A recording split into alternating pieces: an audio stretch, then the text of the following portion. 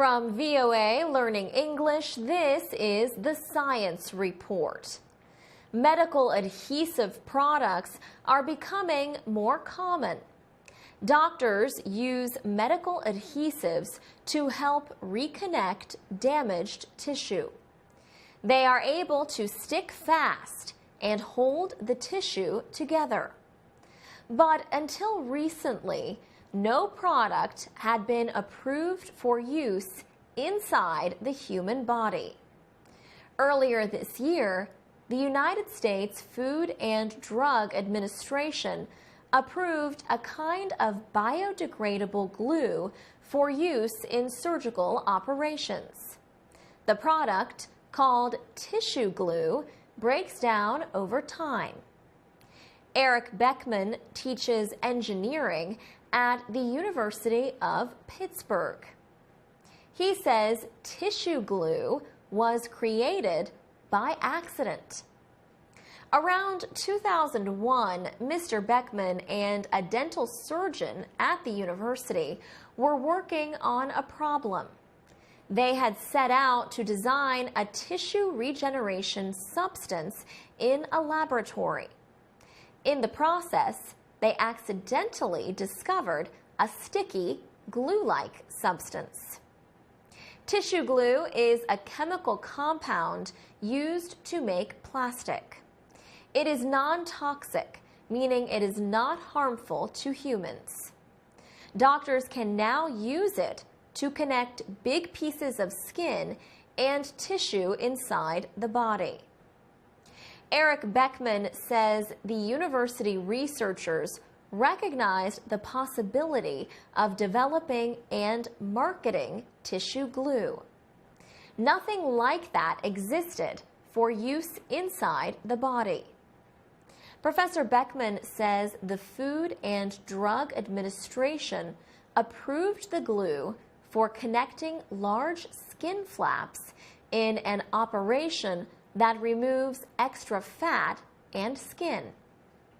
He says the product also helps reduce fluid buildup by holding tissues close together. The new glue also means fewer medical problems and a quicker recovery for the patient. In Europe, tissue glue has been approved for use in breast cancer and lymph node dissection surgeries. For VOA Learning English, I'm Alex Villarreal.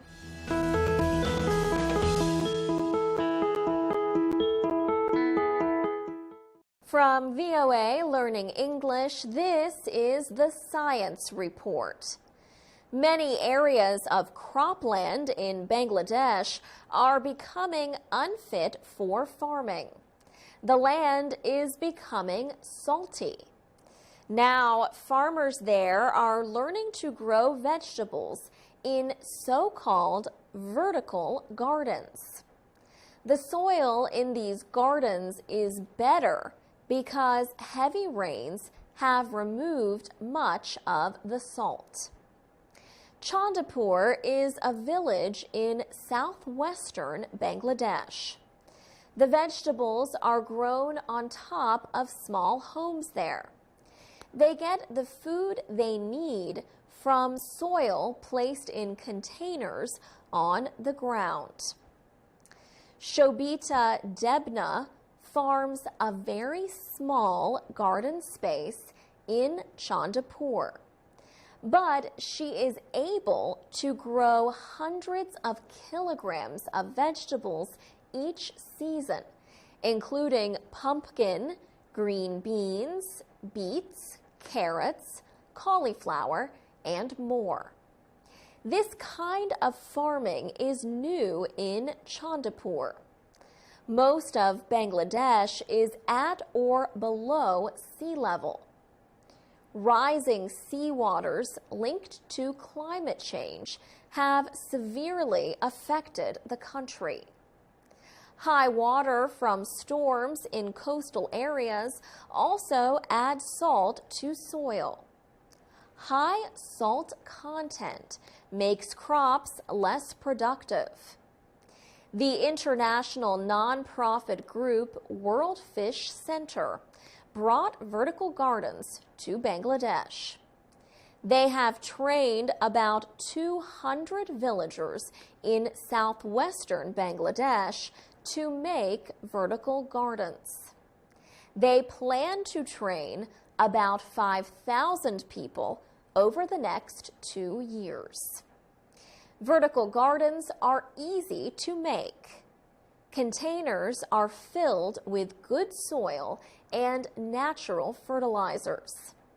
The containers are placed on bricks so they are off the ground.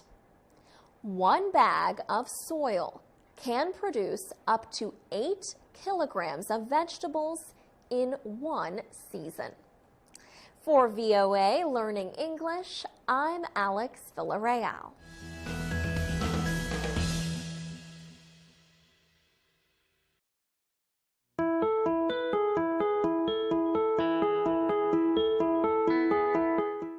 From VOA Learning English, this is the Science Report. Plant roots are important. They take in nutrients that plants need to live and grow. They help secure plants and they help to prevent erosion, the loss of soil to wind and water. Roots are the subject of an exhibit at the United States Botanic Garden in Washington, D.C. It shows in great detail what is taking place underground. The exhibit is called Exposed: The Secret Life of Roots. Visitors see dried roots hanging on a display wall in a large room. Some are from native prairie grasses. Others are from crop plants like wheat and corn. All of the roots are dried. They are rolled up so they do not touch the floor. A few are several meters long. Susan Pell is Science and Public Programs Manager at the Botanic Garden. She says this unexpected sight sends a powerful message to the visitors. Roots are the foundation for life. They absorb nutrients for the plants to make sugars. And she says, as a species, we depend on plants. The roots appear to be growing out of a wide picture of a farmer's field. Visitors can also see some of the grasses outside the Botanic Garden. They are growing with garden vegetables like carrots and beets. Susan Pell holds a soybean plant to explain why farmers depend on roots. She says they have little nodules on them, which contain a bacterium which fixes nitrogen. It makes nutrients available to the plant.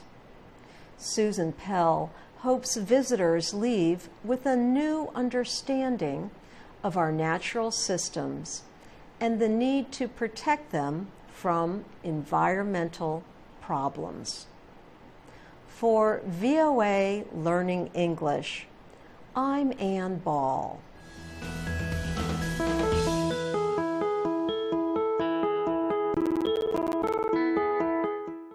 From VOA Learning English, this is the Science Report. Weather experts say this year could be the strongest El Niño event in recorded history. They say it could lead to severe weather conditions in many parts of the world. El Niño is Spanish for the child. The event usually begins in December. El Niño develops when winds off the west coast of South America weaken. This permits warm water in the western Pacific to expand toward the east and the Americas. At the same time, clouds and rain over the warm water also move east.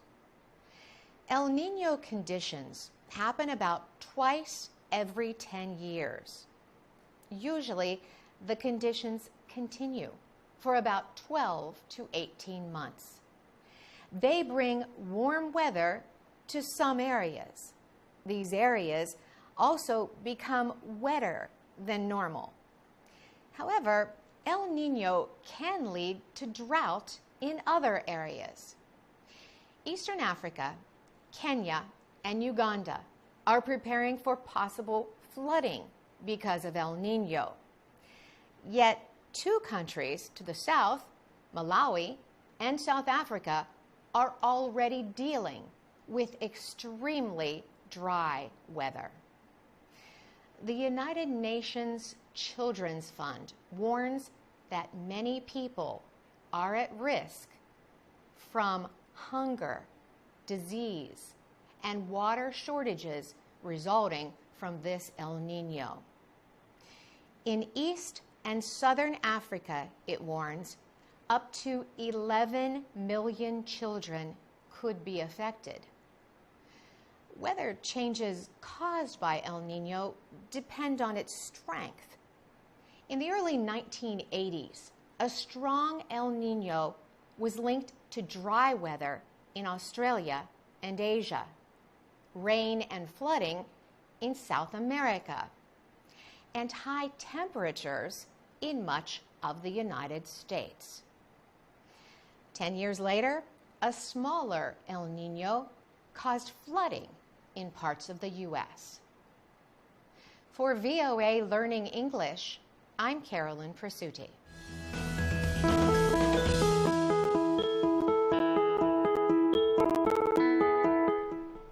From VOA Learning English, this is the Science Report. Drought, a severe lack of rainfall, means farmers might not have crops to sell. Now, a recent study says drought also could mean more HIV infections. Many people in rural areas of Africa south of the Sahara Desert depend on agriculture to earn money. Kelly Jones is an economist at the International Food Policy Research Institute.